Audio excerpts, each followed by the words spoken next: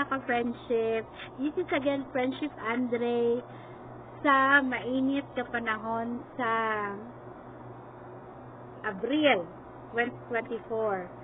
So, karon nga hapon, nagabalik si Friendship Andre sa inyo para mag-share sa inyo eating watermelon in a sunny afternoon.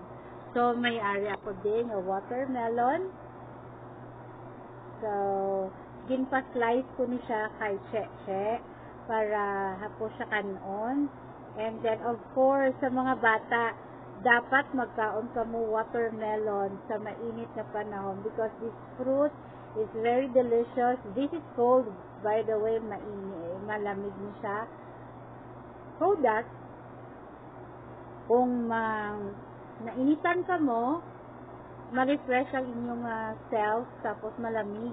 So, magnamin ang inyong utok na maging matawhay sa mainit na panahon. Actually, nagsiyari ako sa gwa. Nag-electric fan ho dapat ay shadow kay init.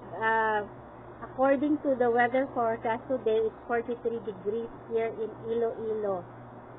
So, 43, hamak mo, 43. Sang una, tag 20 plus lang, 36 lang, subong 43. So, dapat magkaon kita watermelon.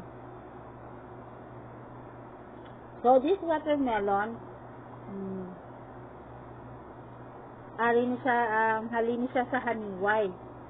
So, sa Haniway, I don't know, diin nga barangay sa Haniway, gagindara nila diri sa Kalinog, that the son ginbaligya. So, nagbakal kami, so that sa mainit na panahon,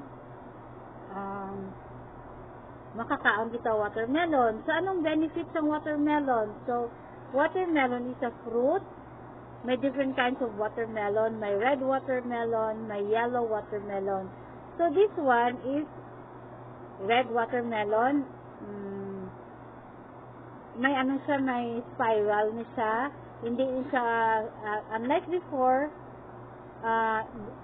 pure green, subong niya, may hybrid na, may variety na. So, this is spiral watermelon. Ang iya nga design ha, hindi ang spiral. Actually, oblong ang watermelon and circle. Ang benefit is this has lots of vitamin C, pero it's sweet, so sugary ni siya. But this is a good vitamins and also good for the health.